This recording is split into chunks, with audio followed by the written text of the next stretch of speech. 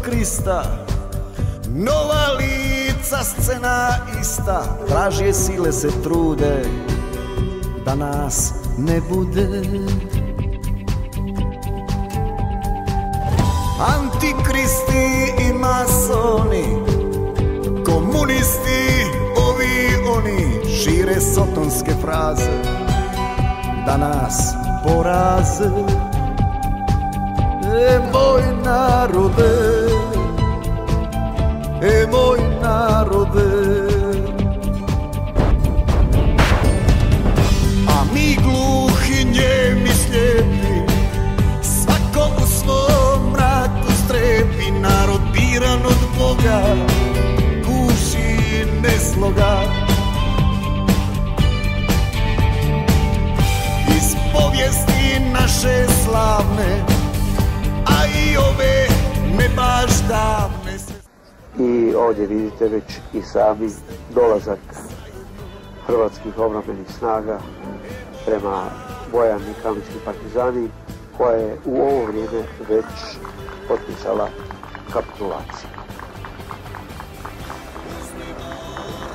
Još jednom napominjemo da su snimatelji iz izvještajne službe općine Čakovec bili u to vrijeme, jer smo i prikazali snimke, u to vrijeme već bili u kasarni Kalničkih partizana.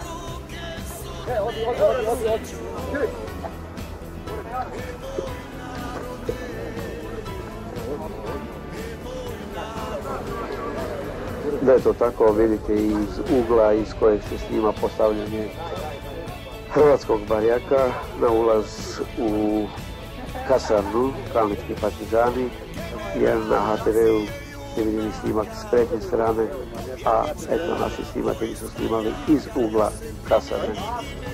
Na koji način su ušli unutra i kako, to će možda jednom prilikom biti mogućnosti da i to objasnim.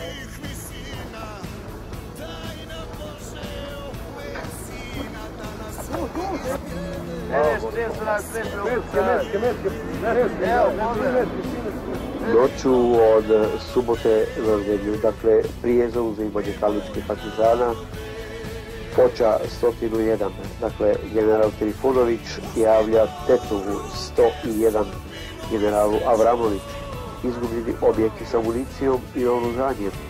Napad se može očekivati svaki čas. Dakako, napad hrvatskih obrambenih snaga. Ovo je ekskluzivno, to nitko nije još objavio što se događalo noću prije predaje Kalničkih partizana. I svega ono što sam vam prikazali malo prije, razumljivo je da je vladalo izuzetno veselje, radost kod pobjednika, dakle kod hrvatskih obrambenih snaga.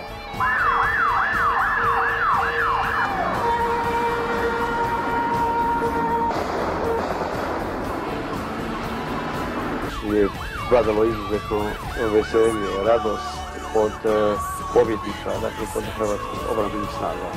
A sada vam prikazujemo povratak međimurskih boraca koji su bili u okoljenju Varaždinskog preostalog još jedinog bastiona i u armiji.